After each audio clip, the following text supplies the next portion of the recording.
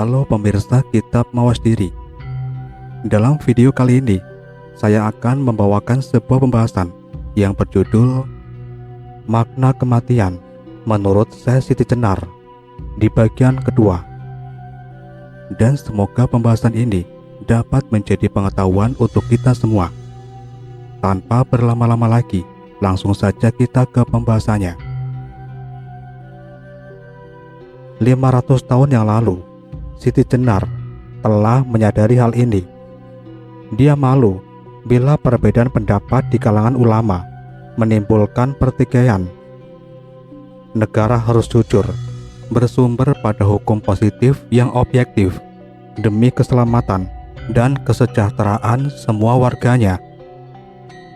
Pendapat yang bersumber pada keyakinan agama jangan dibawa-bawa untuk mengatur kehidupan yang plural ini. Loh, bukankah Nabi menjalankan pemerintahan itu berdasarkan Al-Quran? Benar, beliau adalah orang yang menerima wahyu Al-Quran itu sendiri.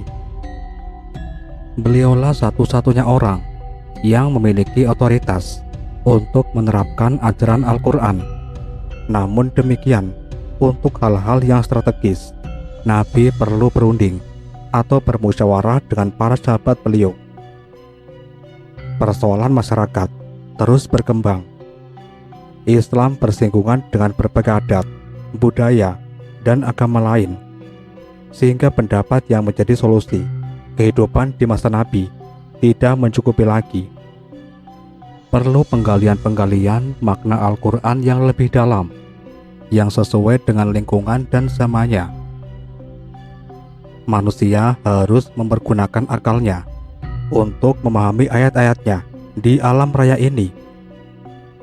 Seperti yang telah diutarakan di atas, kitab suci apa saja adalah kitab kering. Kitab itu akan tidak berarti apa-apa bila tidak dipahami sesuai dengan konteksnya. Memang, kandungan kitab suci itu abadi, tetapi ia kering. Suatu teks suci yang dipahami beberapa abad yang lalu akan tidak pas jika pemahaman itu harus diterapkan sekarang ini. Misalnya masalah kesaksian terhadap orang yang dituduh berzina. Pada masa lalu, 4 orang saksi laki-laki adalah absolut. Tetapi dengan adanya uji DNA, kesaksian terhadap siapa yang menzinahi tak diperlukan lagi, karena bukti dari uji DNA lebih akurat daripada pengakuan 4 orang saksi yang masih bisa berbohong. Begitu pula dengan masalah hutang piutang. Sistem administrasi yang sekarang ini lebih canggih daripada kesaksian 2 orang laki-laki. Berdiri di atas opini. Kehidupan manusia berbeda dengan kehidupan binatang. Binatang hidup menurut instingnya. Realitanya, jika lapar, binatang mencari makan. Jika haus, ia mencari air untuk meminumnya. Dan binatang tidak memerlukan penyimpanan makanan, kecuali sebatas kebutuhannya. Binatang juga tidak mengumpulkan berbagai macam benda untuk perhiasan dan kehidupannya. Karena binatang hidup berdasarkan realita. Lain halnya dengan manusia, ia hidup di atas bangunan opini, pendapat. Manusia pada umumnya tidak mengetahui hakikat hidupnya sendiri. Manusia umumnya juga tak mengetahui apa yang ada di balik kematian. Manusia juga tidak mengetahui dengan pasti apa yang akan terjadi pada dirinya di hari esok, di kemudian hari. Karena itu, ia perlu berasumsi, berandai-andai. Manusia melakukan spekulasi. Mula-mula manusia mengumpulkan harta benda sebagai bekal di hari nanti. Pikiran manusia berkembang terus. Mula-mula benda diterima apa adanya. Benda dipakai menurut manfaatnya. Kemudian benda diberi nilai, diberi aji sesuai dengan tingkat kelangkaannya. Emas dihargai lebih mahal daripada perak, perunggu, dan besi. Batu-batuan yang hanya ada di tempat tertentu diberi nilai tinggi secara intrinsik, yaitu keberadaan yang ada dalam benda itu sendiri. Emas dan batu-batuan tidaklah berguna untuk hidup. Emas dan batu-batuan tidak bisa mengenyangkan perut. Tetapi manusia menaruh nilai pada benda-benda itu. Manusia berpendapat, beropini, bahwa emas, perak, mutiara, dan batu permata harus diberi nilai lebih tinggi daripada bahan makanan untuk satuan berat atau volume yang sama. Pendapat telah menjadi kebenaran. Mula-mula hanya ada sekelompok yang berpendapat bahwa emas lebih bernilai daripada makanan. Karena pendapat itu lahir dari sekelompok orang yang berpengaruh, maka lahirlah kepercayaan. Orang menjadi lebih percaya pada emas daripada makanan. Meskipun makananlah yang membuat orang bisa mempertahankan hidupnya, tetapi orang lebih percaya bisa hidup dengan sekilogram emas daripada sekilogram beras. Tetapi kitab suci kan bukan pendapat. Kitab suci kan wahyu dari Allah. Jadi, ia tidak dapat disamakan dengan pendapat di antara sesama kita. Wahyu hanya diberikan kepada para nabi suci, sedangkan pendapat bisa lahir dari siapa saja. Jangan kusar dulu. Wahyu memang benar dari Allah. Wahyu dalam bentuk kitab suci hanya diberikan kepada nabi-nabi. Nabi menerima kitab suci itu dengan bahasa kaumnya, dan tentu saja sesuai dengan budaya dan konteksnya. Nabi perlu menjelaskan isi kitab suci itu sesuai dengan bahasa yang dapat dimengerti di masyarakat. Nabi perlu bertafakur dan berpikir untuk dapat memahamkan ajaran yang dibawanya. Nabi perlu memberikan contoh yang kontekstual. Sepeninggal Nabi Muhammad, teks suci itu tidak berubah. Teks tersebut dijaga dan dipelihara dengan menggunakan bacaan standar, yaitu bacaan Quraisy. Teksnya abadi, tak lekang oleh zaman. Di tempat tertentu, teks tersebut masih cocok dengan konteksnya, tetapi di tempat lain atau zaman yang berbeda, boleh jadi bunyi teks itu tidak kontekstual, tidak pas dengan persoalan yang ada. Pada periode Khalifah Umar bin Khattab, ayat yang mengizinkan tentara melakukan perampasan harta terhadap daerah yang ditaklukkan dianggap tidak sesuai lagi. Di zaman sekarang, semua negara yang mayoritas Islam penduduknya sudah turut serta meratifikasi, menyetujui undang-undang anti perbudakan. Artinya, perbudakan sudah tidak legal, tidak sah lagi di dunia ini. Kita tidak boleh menjadikan seseorang berstatus budak. Jadi, kita tidak boleh memanfaatkan ayat tentang kebolehan menggauli budak. TKW tidak dapat dipandang sebagai budak. Pelarangan terhadap perbudakan adalah pendapat, tetapi pelarangan itu tidak lahir dari dorongan hawa nafsu. Pelarangan terhadap perbudakan merupakan suatu esensi dari kitab suci. Ia lahir dari cita-cita mulia kemanusiaan. Undang-undang anti perbudakan itu memang lahir di PBB. Walaupun undang-undang itu bukan wahyu, tetapi dapat disetarakan dengan wahyu keabsahannya, karena hakikat dari wahyu adalah kebenaran dan bukan ucapan yang lahir dari hawa nafsu. Quran Surat An-Najm. Nabi baru memang tidak diperlukan. Kitab suci baru pun tidak dibutuhkan. Tetapi pikiran yang jernih, pendapat bagi kemaslahatan umat tetap diperlukan. Persoalan yang dihadapi manusia tidak pernah berhenti. Problema lama hilang, problema baru muncul. Dulu, wanita yang belum menopause tidak akan bisa menjalankan puasa Ramadan sebulan penuh karena ada halangan menstruasi. atau haid. Sedangkan sekarang dapat diatur dengan pil KB, sehingga wanita dapat berpuasa sebulan penuh. Perubahan kehidupan melahirkan pendapat baru. Ada pencangkokan organ tubuh, ada donor mata, ada donor darah. Semua itu memerlukan pendapat baru. Pendapat bagi keselamatan dan kemaslahatan umat, bukan pendapat untuk menyulitkan umat. Berikan kemudahan dan jangan menyulitkan orang, kata sebuah hadis Nabi. Pendapat yang menyamankan, tetapi ada juga pendapat yang membuat derita. Nah, yang menyamankan, yang memudahkan, yang menimbulkan kesejahteraan umat, itulah pendapat yang tetap dibutuhkan.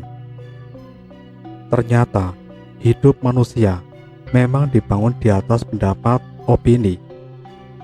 Kehidupan masa kini harus berdiri di atas pendapat, opini, dan pandangan masa kini, dan pendapat lama yang masih relevan. Bila pendapat lama sudah tidak relevan lagi, maka pendapat itu harus diperbaiki atau ditinggalkan. Lalu, di mana tempat kitab suci? Kitab suci tetap ditempatkan sebagai landasan untuk membangun pendapat baru. Karena itu, kitab suci terus-menerus perlu ditafsirkan. Hadis Nabi kita pelajari sebagai referensi, acuan untuk melahirkan pendapat yang bernilai.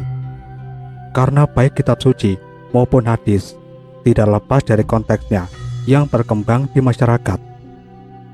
Nah, pendapat seseorang ternyata tidak bisa dilepaskan dari pandangannya. Filsafat hidupnya tentang kematian. Bagi orang ateis, mati adalah alami. Tak ada yang perlu dipikirkan apa yang terjadi di balik kematian itu. Bagi pemeluk agama Yahudi, Kristen, dan Islam, umumnya mereka berkeyakinan bahwa mati hanyalah peristirahatan sementara. Mereka akan dibangkitkan lagi pada hari yang mereka sebut kiamat. Siti Jenar lain lagi. Dia memandang hidup sekarang ini ada di alam kematian. Akhirnya, memang bukan kebenaran hakiki atau kebenaran harfiah. Suatu pendapat yang perlu kita perhatikan adalah apakah pendapat itu dapat menimbulkan kesejahteraan dan kebahagiaan bagi umat manusia. Minimal bagi mereka yang meyakini kebenaran pendapat itu. Dan yang perlu kita tolak adalah pendapat yang bisa menimbulkan kriminalitas, kezaliman bagi manusia. Kematian, itulah sebabnya dunia yang saya tempati sekarang ini saya namai alam kubur. Di dunia ini saya menemukan badan yang bersifat jasad, sesuai dengan dalil yang lafadznya al-alamu kullu mujudin. Artinya, dalam tiap-tiap alam manusia menemukan badan bangkai. Akan tetapi bila saya sudah hidup, tentu saya tidak akan menemukan tubuh lagi. Seumpama saya memperoleh badan, sekarang pun sudah tampak. Demikianlah penjelasan saya, khusus untuk kamu, Modang. Jalan saya tidak akan tersesat bila saya besok hidup, tidak merawak rambang atau menduga-duga. Bila saya katakan bahwa sekarang ini saya mati, hidup saya di dunia ini menemukan wujud, keberadaan jisim, tulang, sumsum, otot, serta daging. Tersesat saya dalam dunia alam kematian. Di sini saya berjumpa dengan penyesatan agung, goda rencana iblis, setan, dan neraka yang banyak jumlahnya. Di dunia ini pula, jisim terbelenggu rantai dan air panas. Dikutip dari buku 8 Asmaradana bait 1-2. Tinjauan dari berbagai agama memberikan definisi batasan tentang hidup lebih muda daripada mati. Dulu, seseorang dianggap mati bila denyut nadi di pergelangan tangannya sudah berhenti. Lalu, setelah detektor denyut jantung ditemukan, seseorang dianggap mati bila detak jantungnya telah berhenti. Dan akhirnya, sekarang ini, seseorang dinyatakan meninggal dunia bila setelah dideteksi dengan alat EEG, gelombang listrik otaknya datar atau flat. Artinya apa? Jika pada masa yang lalu, orang sudah dinyatakan mati karena denyut nadinya berhenti, pada masa sekarang, mungkin saja orang itu masih bisa hidup. Ada pergeseran makna mati. Melihat kehidupan sehari-hari, mati adalah keniscayaan. Dapat dikatakan, setiap orang menyadari bahwa dirinya akan mati, akan meninggalkan kehidupan di bumi ini. Siapa yang meninggalkan bumi ini? Setiap agama mengajarkan bahwa ada diri yang berada di dalam tubuh jasmani ini. Ada yang mengatakan bahwa diri itu jiwa. Ada yang menyebutnya nyawa atau sukma. Umumnya, orang Islam menyebutnya roh. Berbagai sebutan dikenakan bagi diri, yaitu jiwa, nyawa, roh, sukma, soul, atman, dan lain-lain. Apapun namanya, tidak menjadi masalah. Pada prinsipnya, mereka semua berkeyakinan bahwa mati adalah perginya diri atau jiwa meninggalkan tubuh jasmani yang hidup di bumi ini. Jadi, ada kesepakatan yang tak disengaja. Umumnya, pemeluk agama meyakini bahwa terpaksa atau tidak, dirinya akan meninggalkan jasmaninya. Yang berbeda, apa yang terjadi setelah mati? Orang-orang Hindu kuno, sebelum zaman Upanishad, yakni bahwa setelah kematiannya di bumi ini, jiwa akan mengenakan tubuh lain. Setelah zaman Upanishad, orang Hindu menerima ajaran samsara dan karma. Dengan ajaran tersebut, pandangan orang-orang hidup berubah. Berdasarkan ajaran tersebut, manusia yang berdosa atau yang tidak beruntung diberi kesempatan untuk lahir ke bumi lagi untuk memperbaiki nasibnya dalam kehidupan yang akan datang. Kesempatan untuk lahir kembali sebagai bayi ini disebut reinkarnasi. Setelah orang memahami eksistensinya dan bisa hidup tenang dan damai, sabar dalam penderitaan, dan waspada dalam hidupnya, maka setelah mati, orang itu moksa. Ia telah bebas dari belenggu materi dan kembali menyatu dengan jiwa tertinggi. Ia bagaikan segumpal garam di samudra, tak akan berpisah lagi. Bertindak sebagai hakimnya, catatan setiap jiwa dibacakan. Perimbangan antara perbuatan baik dan buruk ditentukan olehnya. Bila perbuatan baik seseorang lebih banyak daripada yang jahat, maka tangan Zoroaster menuju ke surga. Sebaliknya, Zoroaster menuju ke neraka atau tubir yang lokasinya di bawah jembatan jiwa-jiwa yang suci, akan dibawa Zoroaster sendiri dalam menyeberangi jembatan menuju surga. Bagi orang Yahudi, tak ada pengadilan individu setelah kematian. Penghakiman akan terjadi setelah kebangkitan umum bagi umat manusia. Tuhan akan memberikan pengadilan terakhir yang mengikat untuk setiap individu. Sebagian orang memperoleh hidup kekal, dan sebagian lainnya menderita yang kekal. Setelah hari pengadilan, Tuhan akan mengirimkan keturunan Raja Daud untuk mendirikan kerajaannya di bumi. Segala bangsa akan datang beribadat ke Yerusalem. Yang akan menjadi tempat kerajaan Tuhan adalah tanah suci yang diperbaiki dan dipermuliakan. Agama Buddha mengajarkan bahwa tidak ada apa yang disebut kiamat besar. Yang ada itu kiamat pribadi. Apa yang dialami dalam kehidupan sekarang merupakan karma orang itu di masa sekarang dan masa lalu. Jadi, orang itu sendiri yang bertanggung jawab atas kualitas kehidupannya sekarang. Kalau sekarang hidup penuh penderitaan, maka karma masa lalu orang itu yang dituai sekarang. Jika ingin dilahirkan kembali sebagai orang yang bahagia, maka ia harus bertindak benar. Bagaimana pandangan agama Kristen? Perjanjian Baru berbicara sedikit tentang kehidupan setelah kematian.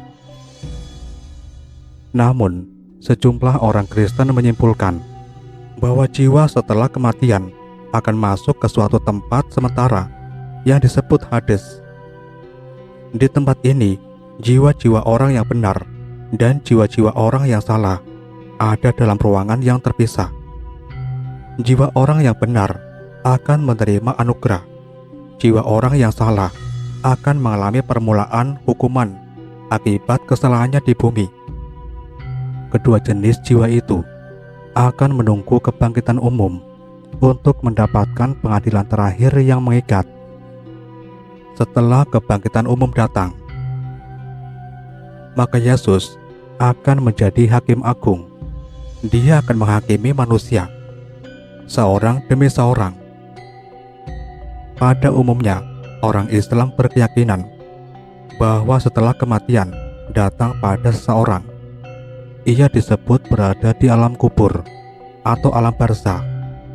Ada siksa kubur dan ada nikmat kubur. Pada saatnya nanti, dunia akan berakhir dan mereka sebut hari kiamat.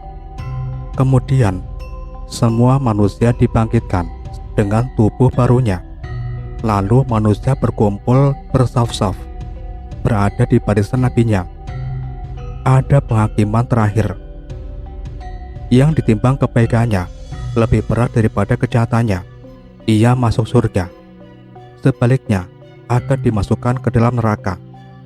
Yang di surga kekal adanya, sedang yang di neraka ada dua kelompok. Kelompok orang yang kekal di dalamnya dan kelompok orang yang hanya merasakan penderitaan neraka sebagai pencucian. Semua pandangan tersebut di atas tentu saja merupakan pandangan umum yang ada dalam setiap agama. Pandangan yang berlaku secara umum, bukan pandangan dalam kelompok-kelompok kecil yang ada dalam agama. Jadi, seandainya Anda merasa tidak cocok dengan pandangan yang saya sebutkan di atas, Anda tidak perlu gusar atau kecewa terhadap saya, karena saya cuma mengemukakan pandangan yang dianut oleh mayoritas penduduk agama-agama tersebut. Pandangan Siti Jenar. Siti Jenar adalah seorang wali dari Wali 9 di Tanah Jawa, tetapi dia mempunyai pandangan yang berseberangan dengan pendapat para wali lainnya pada masa itu. Siti Jenar dianggap murtad, keluar dari Islam. Siti Jenar dianggap tidak lagi berpijak pada Al-Quran dan hadis.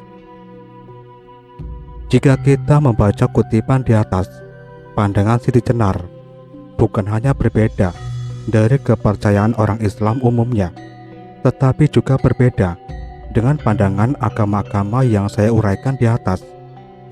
Siti Jenar menganggap dunia ini alam kematian. Manusia yang hidup di dunia ini bersifat mayit atau mati. Kehidupan sekarang ini bukan kehidupan sejati, karena masih dihinggapi kematian. Hidup sejati menurut Siti Jenar tak tersentuh kematian. Badan yang berupa tulang, sumsum, otot, dan daging hanyalah perangkap bagi kehidupan. Dia menganggap bahwa hidup di dunia ini tersesat. Hidup yang sebenarnya itu tanpa raga. Justru adanya raga ini yang menimbulkan banyak penyesatan, godaan, iblis, dan setan. Raga adalah kerangkeng bagi diri atau jiwa. Dengan raganya, manusia mempunyai banyak neraka. Dengan raganya, manusia merasakan banyak penderitaan. Jadi, bagi Siti Jenar, hidup itu tanpa raga. Bila orang itu hidup, maka hanya diri pribadinya saja yang ada. Dalam kondisi demikian, tak ada lagi haus, lapar, dan lesu. Yang ada hanya selamat dan bahagia melulu. Jadi orang hidup sekarang ini hanyalah untuk menyiapkan diri memasuki kehidupan yang sebenarnya. Bila tidak siap, yang ditemui hanyalah alam kematian lagi. Jiwa akan terperangkap lagi ke dalam badan yang bersifat bangkai atau mayit. Bila diamati sepintas, pandangan Siti Jenar ini seolah-olah tanpa didukung dalil Al-Quran dan hadis. Padahal dalam sebuah hadis disebutkan bahwa manusia yang hidup di bumi ini sesungguhnya tidur dan bangun ketika matinya. Kemudian di dalam surat Al-Zumar ayat 39 dinyatakan sebagai berikut: Innaka mayitu wa innahum mayitun. Sesungguhnya orang itu mayit dan mereka pun mayit. Pada umumnya, ahli tafsir menerjemahkan ayat tersebut yang sesungguhnya engkau akan mati dan mereka pun akan mati. Dalam Al-Quran, kata mayitun terdapat 3 ayat. Quran surat 23 ayat 15, Quran 37 ayat 58, Quran 39 ayat 30. Yang ditonjolkan pada ayat-ayat ini adalah sifat mati atau sebagai mayit, bangkai. Artinya, orang yang hidup di bumi ini dalam posisi terkena kematian.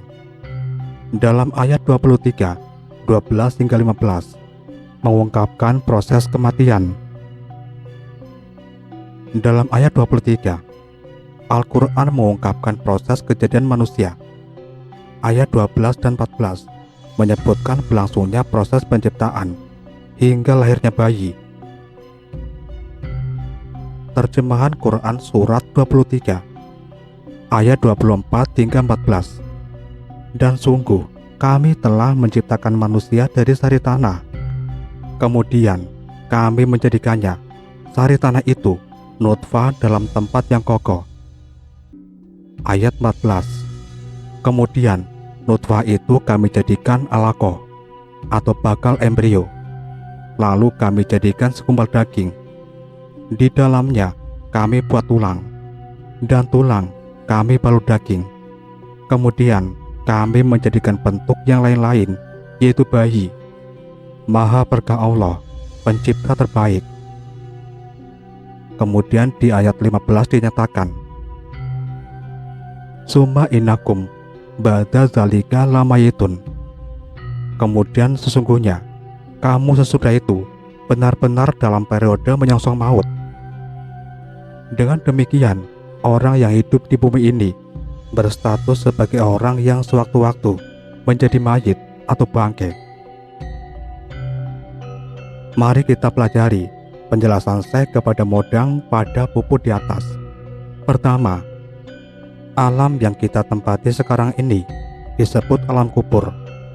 Dalam bahasa Arab, arti asal dari kata kerja kobara adalah memendam, menyembunyikan, dan kober yang kata jamaknya kubur sebenarnya adalah tempat untuk memendam atau menyembunyikan sesuatu. Dunia sekarang ini masih berupa alam kubur karena banyak hal yang disembunyikan oleh manusia. Apa yang disebut rahasia adalah sesuatu yang disembunyikan. Dalam dunia ini tidak terjadi transparansi. Loh, bukankah sekarang ini kita menuju kehidupan yang penuh transparansi?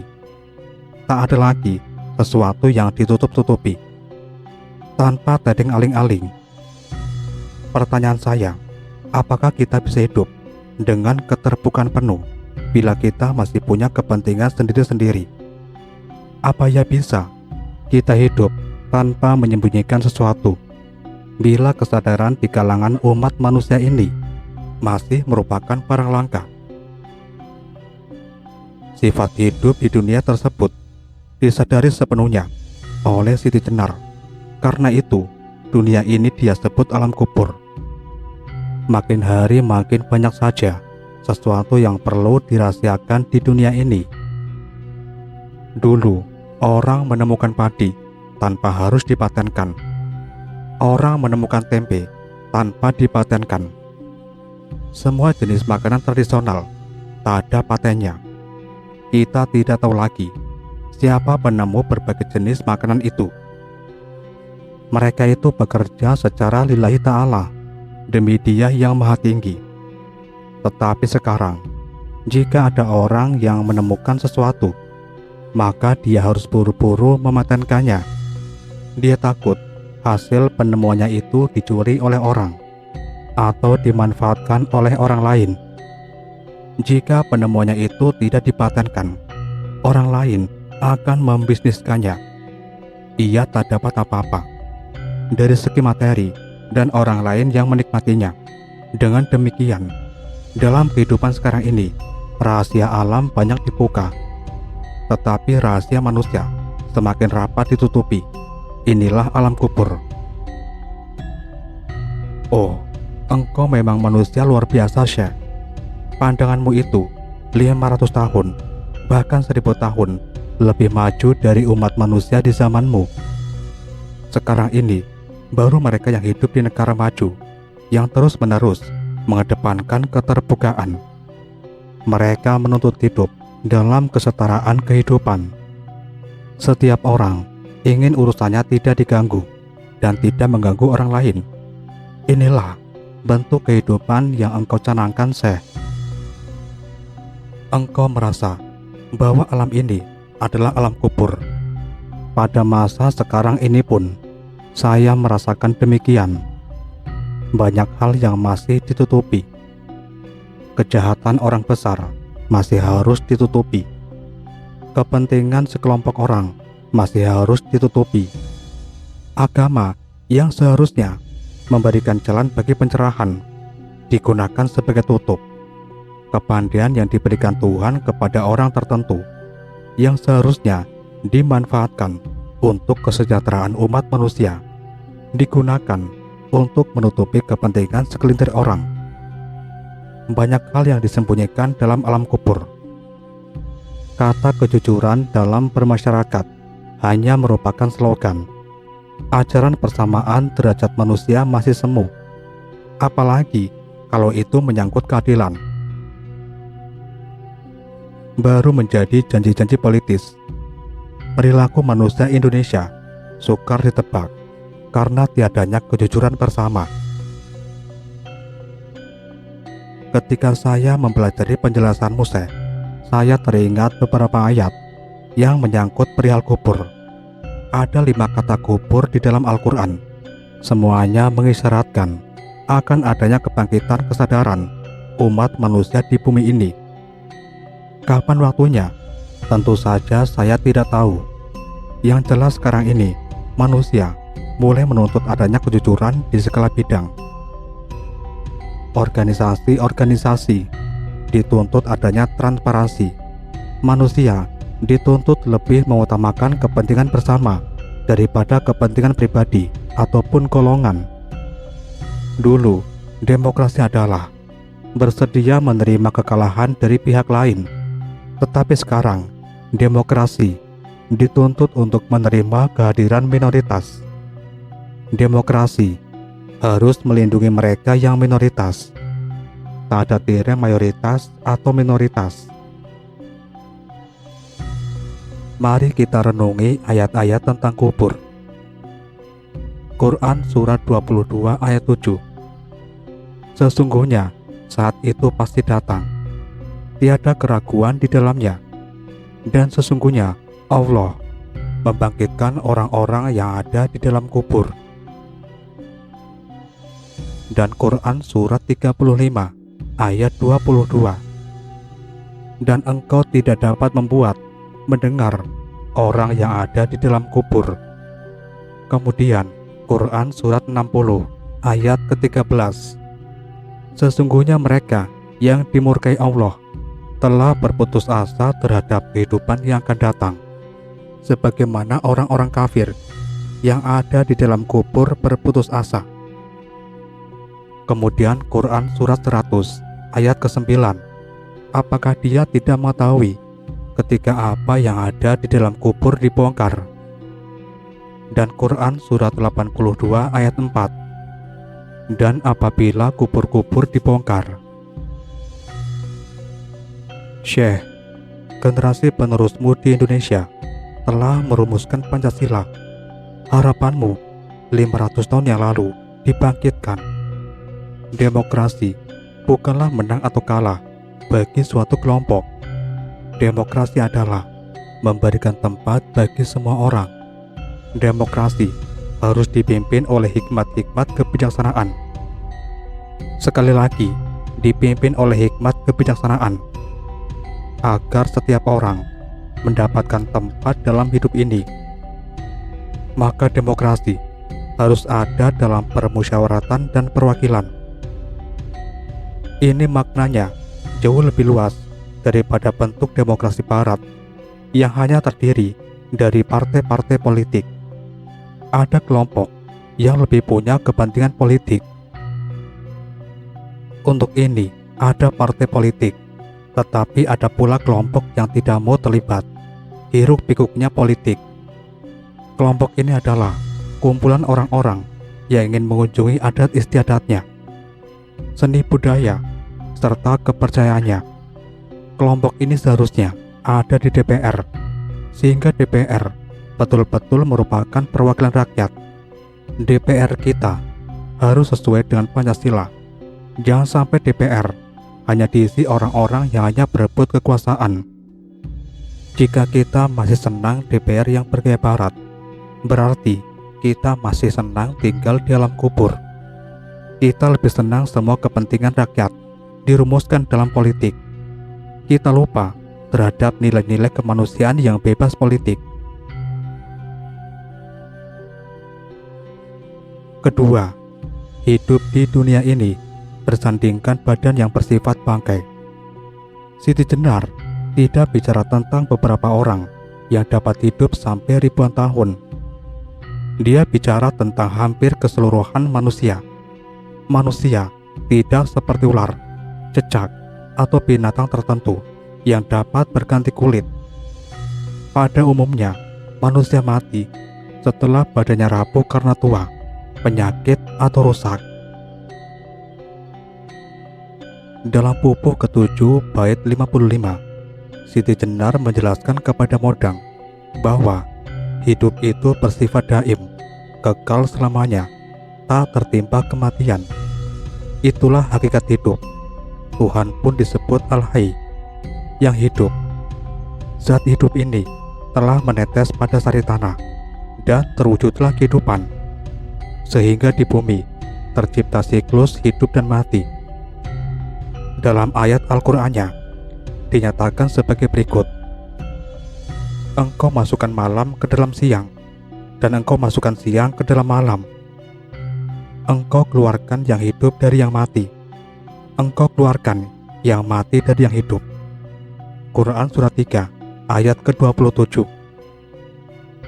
Siang dan malam ada karena bumi berputar pada porosnya.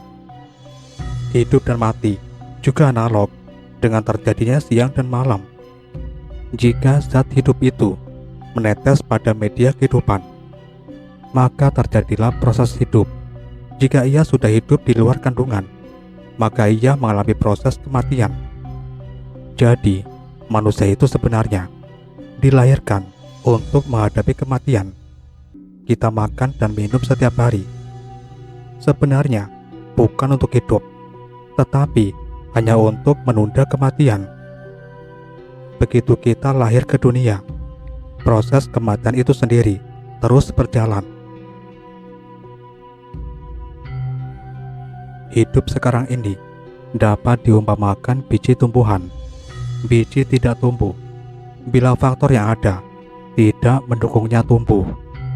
Selama tidak tumbuh, biji tersebut dalam fase dorman, fase tidur, masa tidak aktif.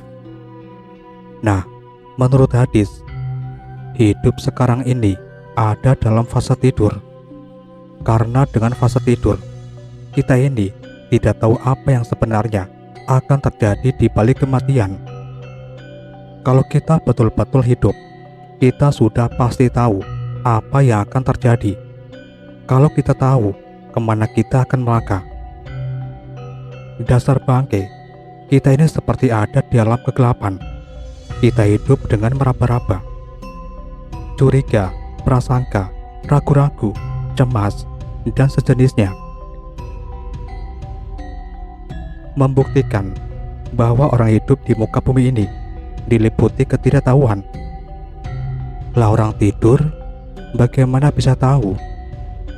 Dalam alam kematian, alam kubur, manusia tidak tahu hakikat sesuatu. Bahkan, dia tidak tahu diri sejatinya. Hidup di alam kubur tergantung berbagai faktor di sekitarnya. Seperti biji, ia tumbuh atau tidak tergantung lingkungannya, bukan karena dirinya. Saat hidup biji itu cuma menemukan badan yang disebut bakal biji. Lalu ia berkembang menjadi biji, lalu baru hidup bila ada media tumbuh yang cocok. Siti Jenar berkata bahwa dirinya saat hidupnya menemukan awak atau ahlab, dan awak atau badan bersifat bangkai. Jadi, begitu kita memasuki alam wujud, maka kita pasti digiring untuk menjadi bangkai. Kata Syekh, kullu alamin mawjud. Setiap alam ada eksistensi. Sebenarnya filsafat saya ini asli konsep Jawa. Alam atau kosmos, putu rupa. Tetapi, ia tidak berhenti pada rupa asalnya itu. Begitu lahir sebagai bayi, manusia tidak tetap hidup sebagai bayi. Ia tumbuh sebagai kanak-kanak, lalu remaja, pemuda, dewasa, tua renta, dan akhirnya menjadi bangkai. Sampai di sini dulu pembahasan kita kali ini. Dan nantikan kelanjutan pembahasan ini di video berikutnya. Tetap di channel Kitab Mawas Diri.